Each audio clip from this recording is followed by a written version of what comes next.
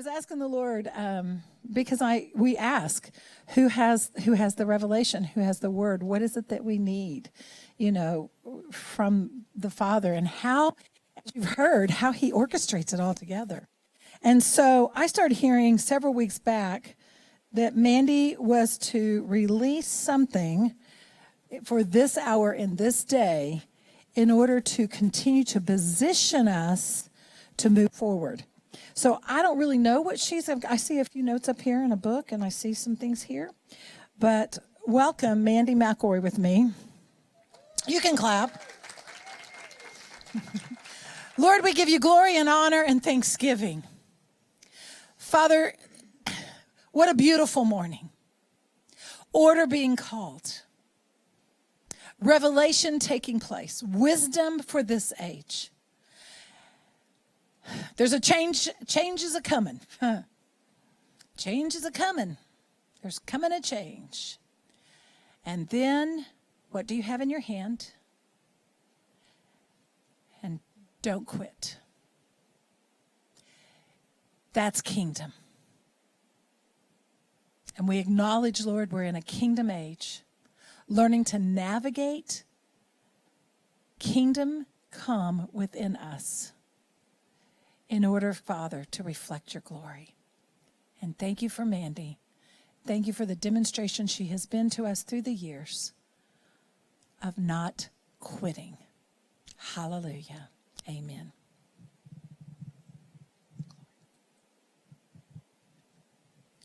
Okay. This is the first time I've done this with this light, and I don't like it.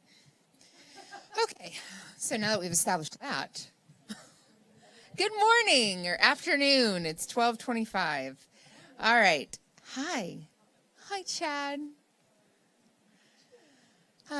So I'm pondering because I have a lot of notes, and then this is also the first time I'm going to say, pretty much everything I was going to share with you was somehow presented already this morning, just a little bit differently. And I've not had that happen before either. So I'm a little bit mad at Scott, a little bit mad at Sherry, a little bit mad at Steve, but it's okay. So, and we're all getting over it because we're not quitting and we're walking in order and all sorts of things. So I'm going to jump into this and we're just going to see what happens. So this year's been interesting, just in general. Scott's shared some. Our story, our journey this year has been full of unexpected and adventure. And a big marker for that, and we've shared this before, has been what are we doing and why are we doing it? And Scott sought off on his own journey and really spent some time this summer and was able to begin to put words to that. And then I've been working on that answer as well. And we decided we needed to set some time apart for just the two of us to really step away and answer that question for us as a couple and for our family. So we had some points, did some things, and we were able to skip down to Cancun for a long weekend. And really with the intention of, God, what are we doing? And why are we doing it? And it was a wonderful trip. We had a lovely time together, and I just carried around this notebook our whole weekend and would just write things down. When something would come up, I'd be like, that's right, that's good. We're going to write that down. And I really thought we would come back with this extravagant, put it on the wall, whatever, scribe it in stone. And I can't say that happened, but there was some real truths that the Lord showed to us while we were there. And one of the things I really needed to answer for myself was, why am I doing what I'm doing? And if you don't know my story, in 10 seconds, I did not set out for the life that I have right now. It is a wonderful, joyous, amazing adventure. But I set out to be a doctor. I am not a doctor. I am a business owner, and I park people's cars. It's what we do. It's Royal Valet. A bunch of other things, but that's the main thing I do. And I was really pondering on this trip. I'm like, why do I park people's cars? What on earth? That makes not a lot of sense, but I do think it's fun. I do enjoy it, but it's just and why is doing it so well so important to me? And the Lord really began to hone in on the word excellence for me. And that's where we're going to go today, is talking about what does kingdom excellence look like. And I think it was interesting, everything that Scott prophesied over the word order, if you just substitute the word excellence in that same place, it's the same concept. Like, but I'm going to get ahead of myself, so I'm going to pause right there. So my mission statement for Royal Valet is Royal Valet seeks to serve our community by providing safe and efficient valet parking, operating always in excellence and integrity. And I've really been working with my team on honing in on what is excellence and what is integrity. And so with this trip, I was like, all right, so what is excellence? It's a word that's so casually thrown around, like you see it everywhere. And I actually took, we've expanded into Wichita, Kansas, and I took Mary Beth with me on a trip, and we were standing there doing a business expo, promoting our business to the community of Wichita. And we were talking about the word, and she's like, well, maybe you just need to remove it from your mission statement. And y'all, I could have cut her in that moment. Like, my ownership of the word excellence, I was like, how dare you?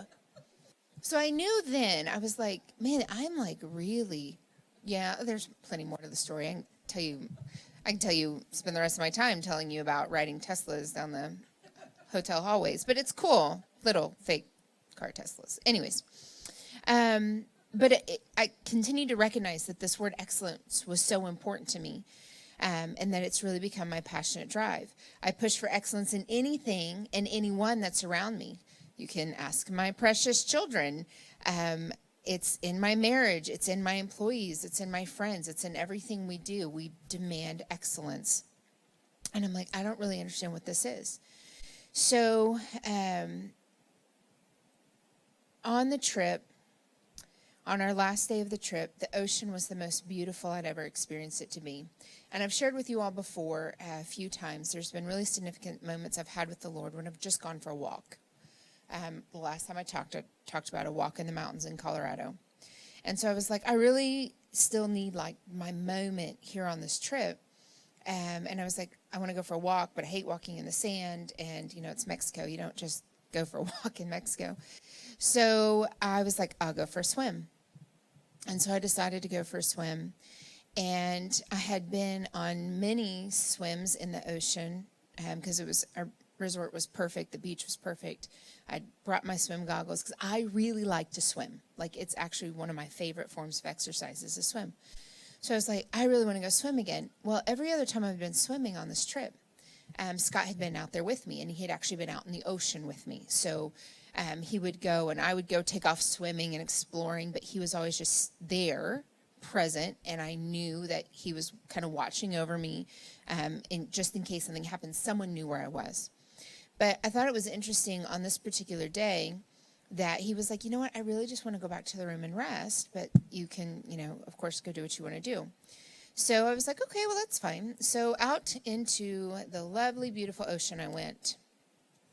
And that day also was, again, the last day of our trip, and it was as more of the tropical storms and Ian were starting to stir up way out in the ocean, but it was already causing the waves to be stronger and choppier. So it was getting harder to swim, to maintain where you wanted to be in the water.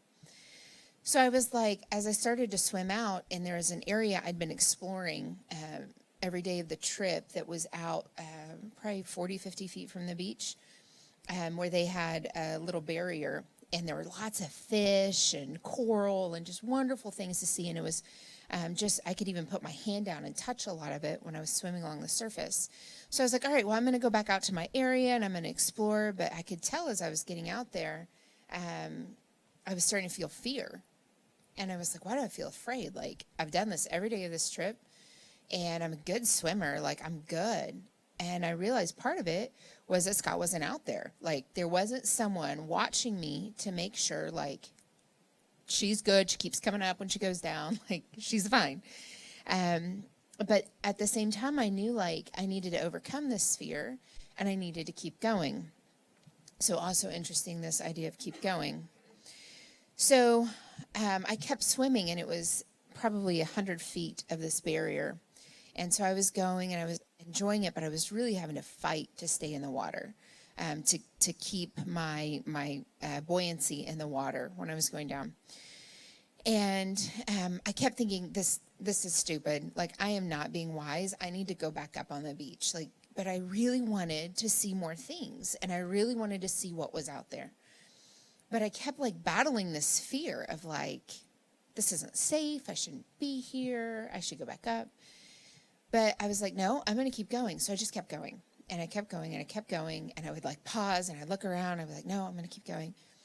So my first takeaway from that was I got to the end of the barrier, and it was the most beautiful fish I had seen the entire week of swimming.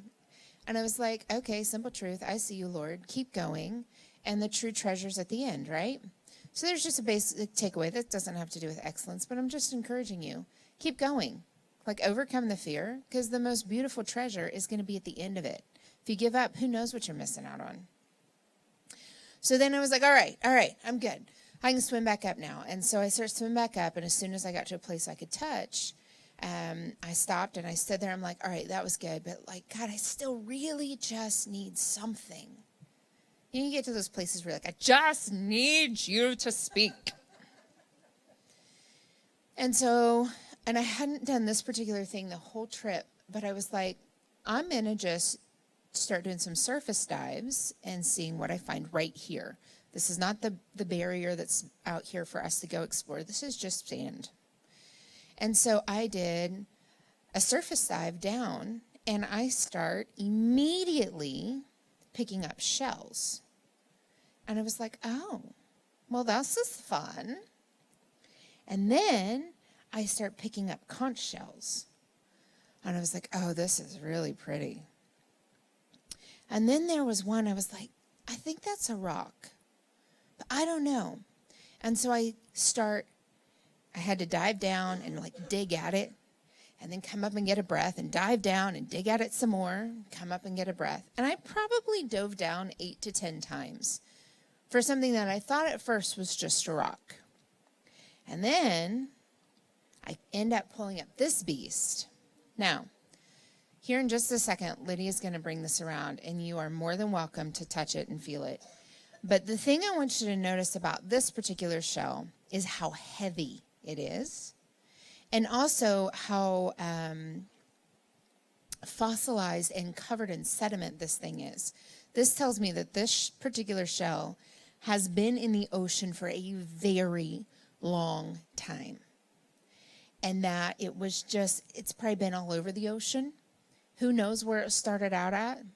But it took a moment of persistence of someone seeing that it was more than just a rock, and that it was worth digging after and worth continuing after, worth continuing to beat the sides of the trailer for, to pull up a treasure. This is like my favorite possession right now, is the shell, because it says to me, Mandy, don't stop going after the excellent things. So that's my next thing for you. And Lydia, you can walk around with these. There's several in here. Another favorite one that I pulled up, and you can see, is this one. And it's a conch shell that's been broken back, but it has lots of little shells and little rocks inside of it and little pieces of coral. And the Lord to me was just like, keep going after the treasure inside the treasure. Like, literally, I mean, it's beautiful. So I probably brought back to the room between that day and the next day, like 30 shells. And I'm like, I'm going to take them all home. These are going to be amazing. And then Scott's like, do you think you can actually take those home? And I'm like, well, yeah. And then we start Googling, and you're actually not supposed to bring shells back across the border. So I was like, well, we picked out my very favorite ones, and I left a whole bunch in our hotel room. So some housekeeper was probably like, what on earth? But we wrapped them up, and I packed them right at the very top of my suitcase. And I was like, if they search it, it's going to be right here. They can have it, and I'll be okay with it. But if I get back to the States and I still have my shells, I'll know, like, this was really a gift from the Lord for me to have these, or that TSA just doesn't check things really well. But anyways, I have all these shells, and they're really fun to me. So the first thing I want you to know from that trip was Don't stop. Overcome the fear. The real treasure's at the end. The next thing is to just keep digging down. Whatever that treasure is, whatever that thing is, don't stop. Who knows what you're missing out on if you stop? And then just as a random snippet from that, and again, this really doesn't have anything to do with excellence, but I just thought it was interesting. I found it fascinating as I was pondering and debriefing this with myself, that the random experiences of my life that led up to me being able to just enjoy a swim in the ocean. I thought about my mom putting me in swimming lessons when I was a small child to make sure that I could swim and be in the water. And I thought about in college at ORU, I got to do the scuba diving classes. So I had like 7 different scuba certification cards. Like, I haven't been diving since Scott and I got married, and it's something I actually really want to get back to. But that, I learned how to do a good surface dive, and I learned how to hold my buoyancy in the water and control where I was at in the water based on how I was breathing. And all these skills are coming back to me and letting me enjoy the swim. And then I also thought about, most of you know I've been on a health journey, and I've had to really, I've really built up a lot of strength in my body. And so I was able to enjoy it without being exhausted, and I had the physical ability to do it. So it's something else I'm just pondering with the Lord, is the experiences and the things in your life that we discount and think, oh yeah, whatever. I went to swimming lessons. That's great. Thanks, Mom. But what it let me do on this random day, on this trip. So those things in your life that you're like, what is this about? Like, I could relate that 100 different ways. Why was I cleaning hotel rooms as a high school student as my after-school job? I went to the local Best Western and cleaned hotel rooms. Well, little did I know the path that was going to put me on towards hotel management and now running a business like I do. So don't discount those random things in your life that God is using to weave you into a place. So those are just tidbits. All right. So we're going to go back to excellence and see if I can figure out why excellence is so important to me. So I like to define words. I like words. So if we just Google it, things like the quality of being excellent or extremely good. Greatness, the very best. So greatness, I thought that was interesting that then we started to declare this morning, how great is our God? Again, substitute that word. How excellent is our God? A word we can use in worship is your majesty and your excellency. Excellency. It's who he is. It's superiority or eminence and its distinction. And sometimes to understand the definition of a word, we have to look at what it's not. Excellence is not averageness, badness, inferiority, mediocrity, or ordinariness. Excellence is also not perfection. As we talk about excellence for the next few minutes, do not hear me say perfection, because they are not the same thing. Excellence is also not pride, nor is it a false humility. Excellence is not, look at me and what I've done. And it's also not, oh, it's just the Lord, honey. It's okay. All right? No.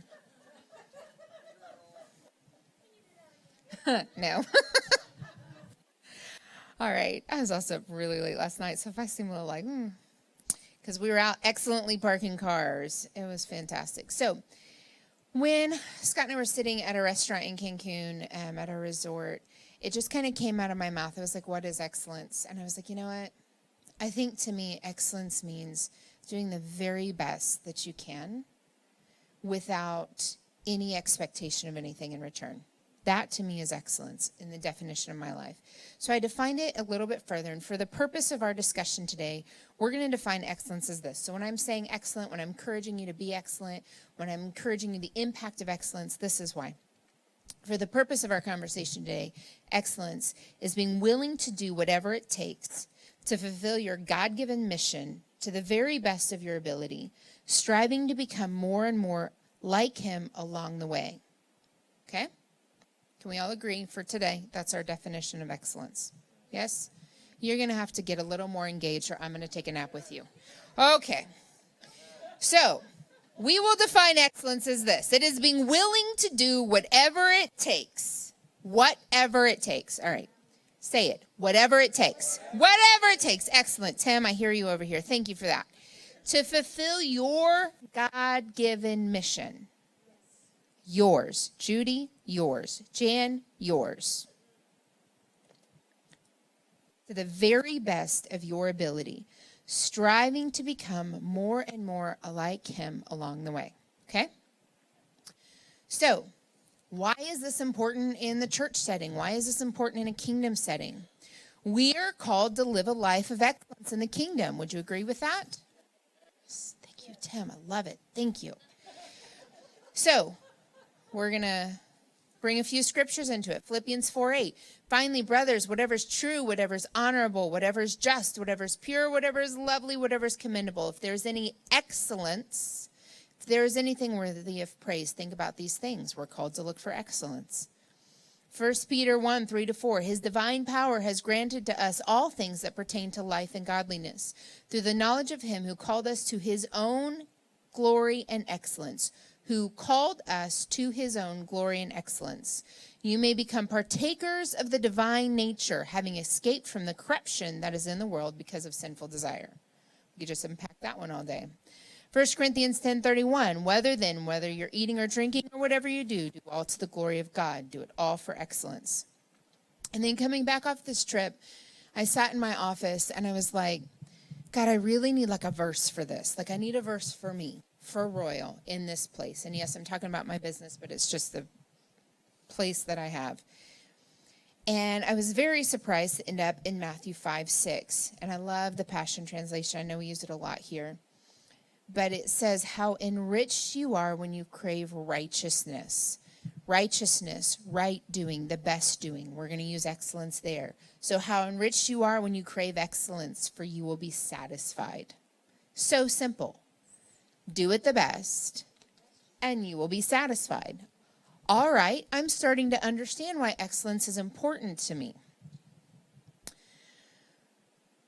I also recognize that we are in a world right now that is unsteady. We can call it a lot of things, but the word I'm using this morning is unsteady. Excellence is not unsteady. Excellence is something that you can count on. Something that you can put your feet on. It's a tangible thing. So in a place where I don't know what's going to happen when I walk out the doors today, I can continue to be excellent in who I am and walking out my God-given purpose, and know that if that's what I accomplish today is excellence, the rest of it's going to be okay. Bringing that back to excellence is being willing to do whatever it takes to fulfill your God-given mission. When I think about the church as a whole, and this is, as Scott would say, the Big C church. This is not this church or the church down the street. But when I just think about the church as a whole, I don't think of excellence.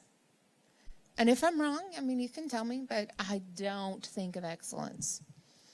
And I think Scott referenced this the last time he spoke, but we went to an event at a very large church here in this town. There was a comedian that was speaking, and it was great. He was hilarious, wonderful, funny.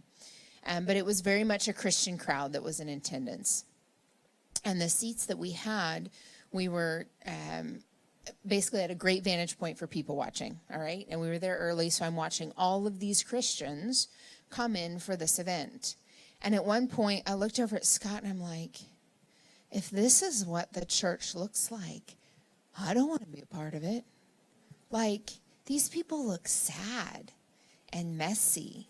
And I'm not trying to be harsh or mean, but like, they just looked poor and broken and like, just, it was bad. It was just bad, okay? And I'm not saying this from a place of judgment. I'm just saying this as these didn't look like people who were part of a kingdom, who walk in excellence, who are striving to be like a great, most excellent king.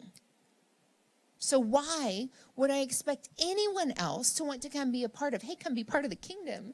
We're poor and we're broken and we're sad and my jeans are a mess and my shoes have holes, but you've got to come be part of my kingdom. Sure, he's not going to want to be part of that, right? So it really bothered me that night because I'm like, man, is this really what the church looks like? Is this what unbelievers see when they look at us? Is a hot mess? I don't want them to see that. I want them to see excellence. I want them to be drawn to us. Maybe Hot Mess Melissa should have presented this today. That could have been fun. We still have to do that, by the way. When I look at the church and instead of seeing excellence, I see us not wanting to work to get things done. I see us wanting to do the bare minimum. I see us complaining. I see us focusing on the negative. I see us not being willing to make changes in areas of our life so that we can become excellence. I see us not being excellent in our speech towards ourselves or towards others. I see us not being excellent in our thought life, in our use of time, or in our relationships. I see the church tolerating chaos and perversion. I see the church tolerating double-mindedness and cohabitating with fear, just to name a few things. Are those things excellence? No, I hope not. I want to remind you again that excellence is not perfection. Excellence is not busyness. It's not, Scott and I say all the time, please don't tell me that I'm busy. It actually really irritates me when someone says, well, I'd really like to have time with you and get coffee with you, but you're just so busy all the time. Please don't tell me I'm busy. Busyness to me is like a bee who just has to stay busy. Like the bee will die if it doesn't keep moving, right? No, my life is full. My life is intentional. My time is well used. If you ask me for my time, I will give you a piece of my time. I had brunch or lunch or coffee with 4 different people from here this week, and it was glorious, I think. Was it glorious? Yeah. Okay, good. So, I know, Betty, what do you think? Okay, good. All right. The coffee was hot, so Betty was happy. All right. Excellence is not busyness.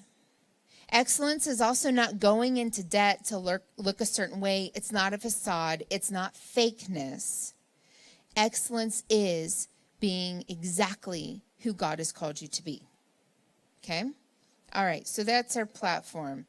So, I wanted to explore more of excellence. And so I was like, I'm going to get some books. I'm going to see what books I can find. And I ordered 5 different books, all from different backgrounds. I ordered some business books. I ordered some Christian books. I ordered some like self-help kind of books because I did not want to just read about excellence from a biblical perspective. I wanted to read about it from all the perspectives. And I'm still in the study. I've not read all those books yet, but I have read one. So that's good, right? It's excellent. Steve's getting it. Good. All right. All right. So the first one I read, I brought with me today. And it's called Fulfilling the King's Mission, A Blueprint for Kingdom Women of Excellence by Betty Ivy Nwabinelli. Does anyone know my new friend Betty? Yeah, I'd never heard of her either, but I got her book and I read it. Okay. So, and I'm gonna save that. So when I read this, the very first chapter, I was blown away. And I was like, oh my gosh, she is saying all this stuff and putting words to things I didn't even know I thought, but absolutely that's right. So I'm going to share a few excerpts from that as I just encourage you guys today to pursue excellence in your lives. And I think these little tidbits will help us understand why. God has truly given you a purpose and a task to accomplish on the earth. Several, actually. Would you agree with that? I'm not here just hanging out, taking up space, breathing air. A divine God has given me tasks, responsibilities, and missions to fulfill on this earth. Yes? Great.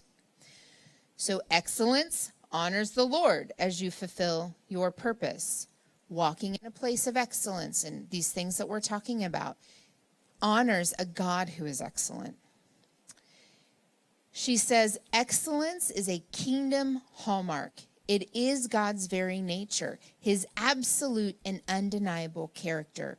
Creation itself shows there's nothing mediocre about God. Mary Beth was talking about her experience in the mountains. Scott and I and our kids just came back from North Carolina and Tennessee.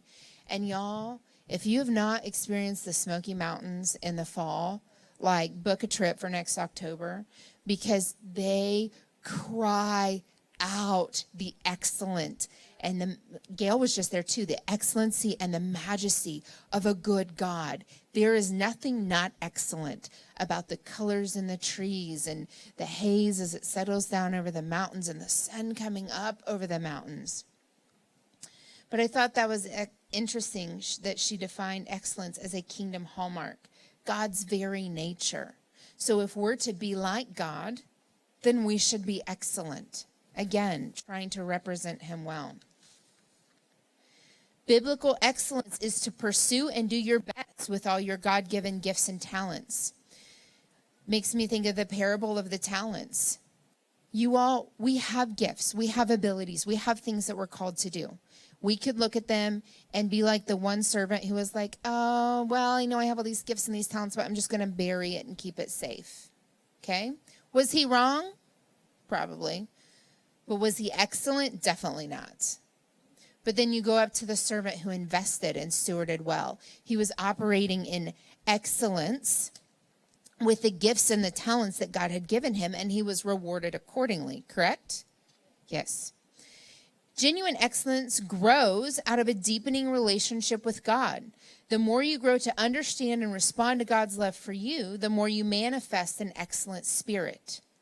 Love should, therefore, be your primary motivation for excellence in tackling common tasks, whether people are watching or not. It is more important to know that God sees your work and will reward you accordingly. How do I become more excellent? I grow in my relationship with the Lord and I become more like him. Why am I doing this? Not so that you guys can see what I'm doing, right? At the end of the day, it doesn't matter a thing if you guys saw what I did to be excellent for the Lord yesterday.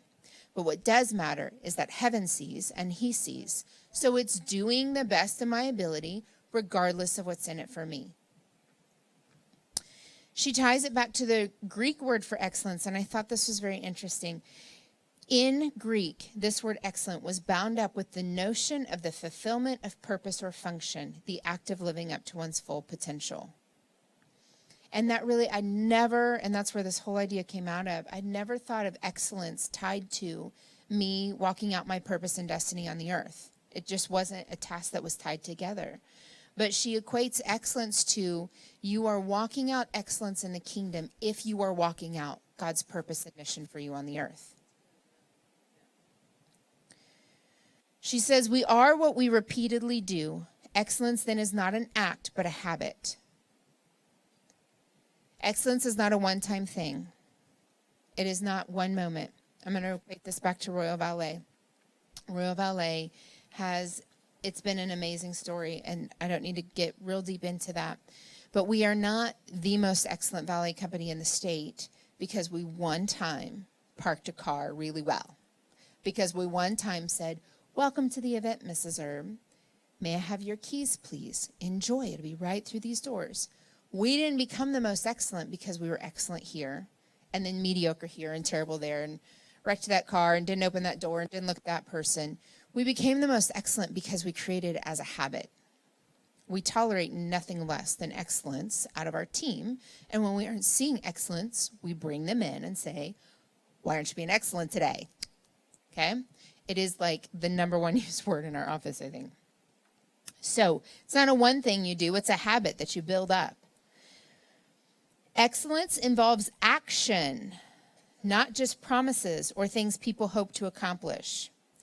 For instance, rather than projecting confidence, then procrastinating and pretending to be on top of things, people who achieve excellence are competent and proactive. Oh, so I can't just think about being excellent and then sit on my couch and eat popcorn and nap all day? Oh, that sucks. I can't be excellent just by sitting over here and sharing. I just keep picking on Sherry because she's in the front row. Sherry, let me tell you about all my ideas and all the things I think the Lord is calling me to do. And I'm just going to go sit and do nothing and just expect them to happen. That's not really excellence. Excellence is getting up and showing up and doing it. Excellence is being willing to beat the sides of the trailer, to keep diving down and keep going because you know that's what God's told you to do. Excellence tolerates mistakes and failures. I thought that was an interesting line. Thus allowing people to explore and experiment, and in turn paving the way for excellence. Excellence is feasible and possible, while perfection is a fantasy and often difficult to attain. Excellence is pleasure, while perfection is pressure. I had a mentor many, many years ago who taught me something very clearly. We worked in hotels together, and he was like, guys, we're going to mess up. Human element. We are going to mess up. Things happen all the time. But it's how we respond that matters. See, perfection says we can't ever mess up. Perfection says, oh, I know that you think you want to do this thing. You want to, I'm going to keep picking on businesses. Excellence or perfection says, oh, you think you want to start a business. Well, your first client wrote a bad review, or it's taking longer to get off the ground, or someone told you it was a bad idea. Perfection shuts you down. Perfection puts you in failure mode. Perfection says you'll never be able to do this right, so don't even do it, and keeps you from doing anything ever again, right? But excellence gives you room to experiment and grow. Excellence says, you know what? This didn't go well. Let's learn from this, and let's do it better next time.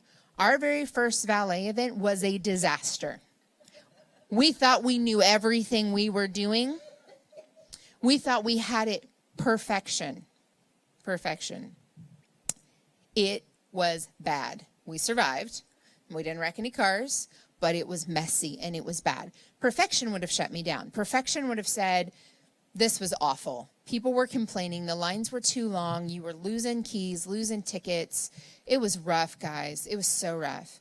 But excellence says, okay, we did it. It's done. Now let's learn from it.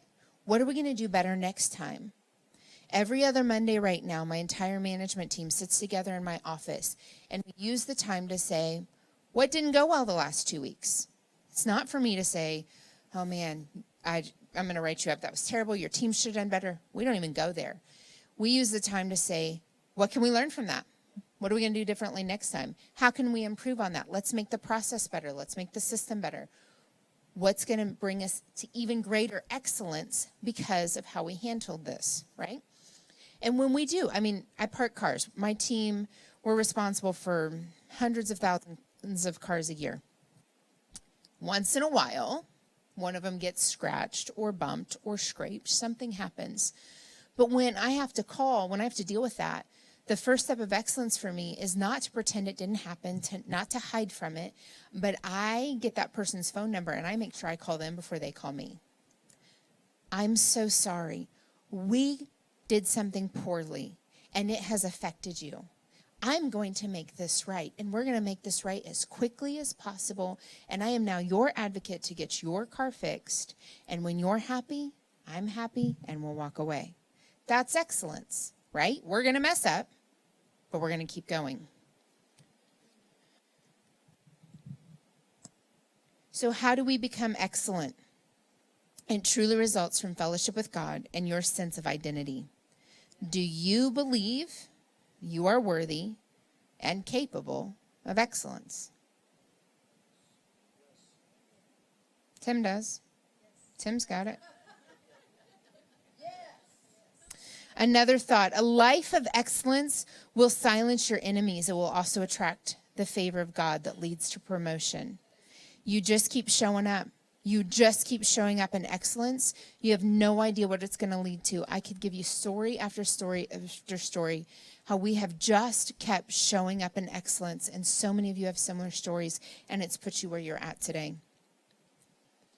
Excellence is a lifestyle driven by conviction and vision. This will affect your relationships with others and breed the confidence you need to explore new horizons, set fresh targets, make new contacts, and build new networks. Let me be clear, excellence differs from oratory loudness or excitement. It is neither charisma nor a sense of achievement. For a Christian, excellence is simply being like Jesus Christ. God's will for you is to be the best version of you He created you to be. Everything else is a consequence of who you are. Again, it's a lifestyle.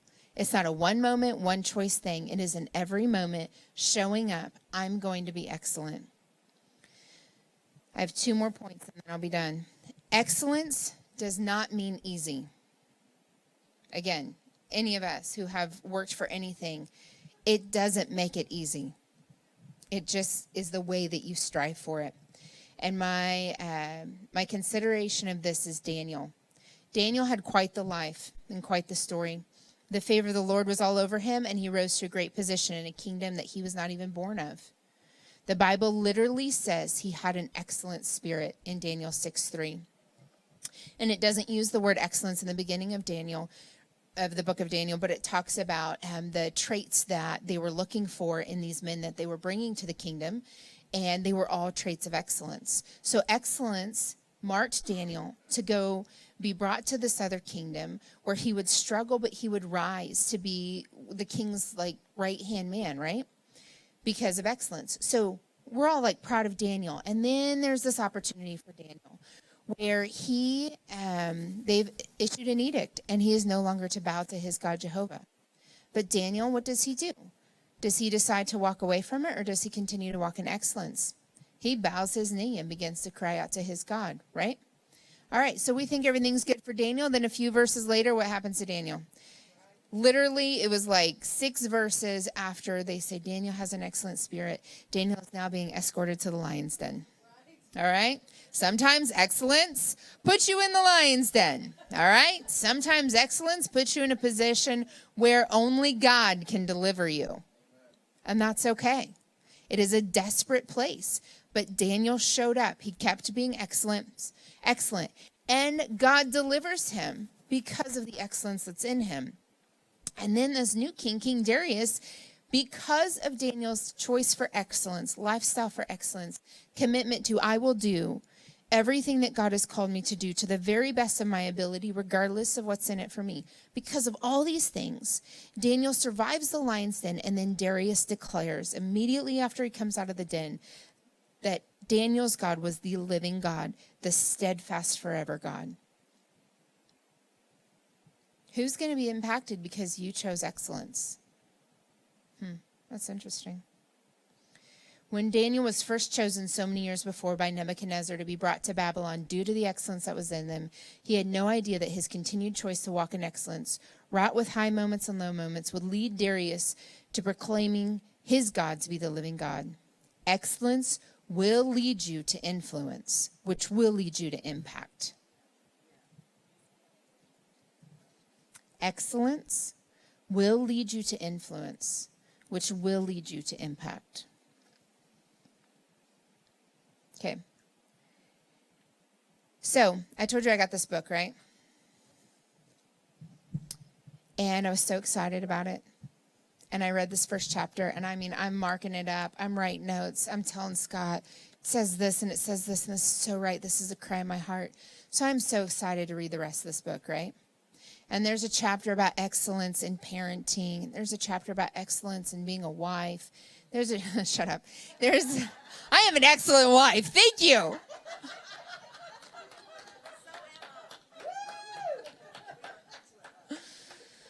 Oh my gosh. There is a chapter about being an excellent Christian. And there's a chapter about being an excellent business owner. And I'm like, this is going to be so good. Because this first chapter was amazing. I read the second chapter, I'm like, that was underwhelming, and I don't agree with most of what she said. And then I read the next chapter and the next chapter, and I'm like, all right, we're finally going to get to the business chapter. I'm going to like this chapter because it's business, and I like business. And it was the way that she presented excellence in all of these things I didn't agree with. And I don't want to be offensive, but like she talks about parenting, and she talks about that mothers should really strive as an excellent mother to work to be home with their children and to raise their children in the home. Okay, that's great for you, but that's not my story. So am I not excellent because my life doesn't look like a 24/7 stay-at-home mom? And I'm really not trying to be mean here. She talks about a wife. And I kid you not, she presents this like, all hail King husband, take care of your husband, be there to wipe his nose and give him a Coke. You better sit down, Pogue.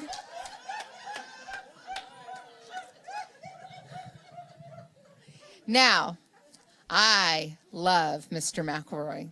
And I believe that wives, we honor our husbands. But that's not our story, okay? We are partners, and we honor each other and we care for each other, right? So I found myself getting really mad, and I may or may not have thrown the book because I was like, how did she start out with excellence? And I'm like, yes, excellence and purpose and identity. We're doing this. And then all the rest of these chapters, I'm like, I don't like you at all. Like, this is crap. And then I realized, I'm like, well, this is interesting. I realized it literally yesterday because I was like, I almost wasn't going to do this because I'm like, I'm still mad at her. I've never met her. She's from Nigeria. And if we ever meet someday, we're going to have a hilarious conversation. But here's what I realized, and this is what I need you to realize too. What excellence looks like for me. What excellence looks like for Scott. What excellence looks like for Mary Beth or Rick or Sherry is not what it looks like for you. So you have to get with this. You have to decide, what does kingdom excellence look like in my life? And there's going to be some overlap for all of us because we're all called to walk in kingdom. We're called to walk in kingdom together. So there is overlap. But the specific appearance of excellence in your life will not look like mine. So you cannot judge your excellence by my excellence. You cannot compare your excellence to my excellence. I could give you specific examples in my life of what tangible excellence has to look like for me. And it might sound ridiculous to you because that's not what it needs to look like in your life, but it's what it has to look like for me and what I'm called to do. So don't think that I'm up here trying to tell you it has to look a specific way, that if you're not driving a certain car, wearing a certain outfit, presenting yourself a certain way, that you're not walking in excellence, because that's not the case. But what I am telling you to do is the Lord has really ingrained excellence in me. And I'm encouraging you to consider, are you walking out a life that is marked by doing everything you can to the best of your ability to walk out the purpose and the mission He's given you, so that He is glorified? That's what excellence is. And I just ponder that if more people in the church were to walk out excellence, I think more people might want to come join our party. It's just my pondering for today. So that's what I got. Maybe someone else can.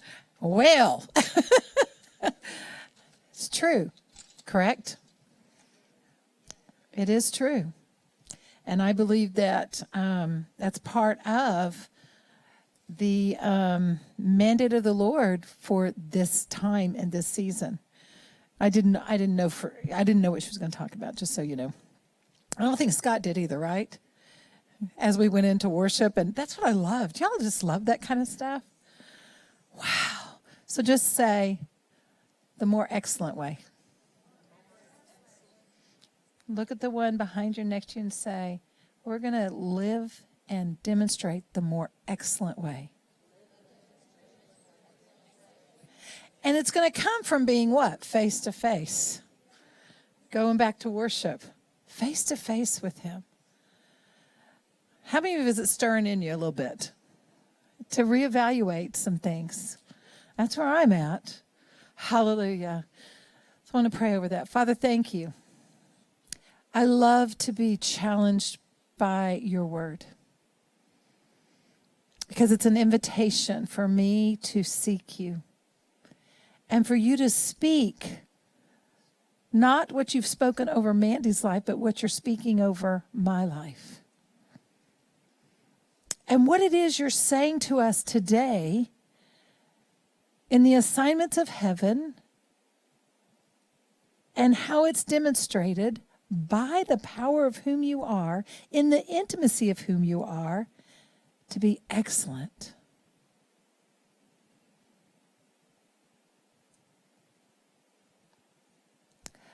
Father, let it stir deep within us.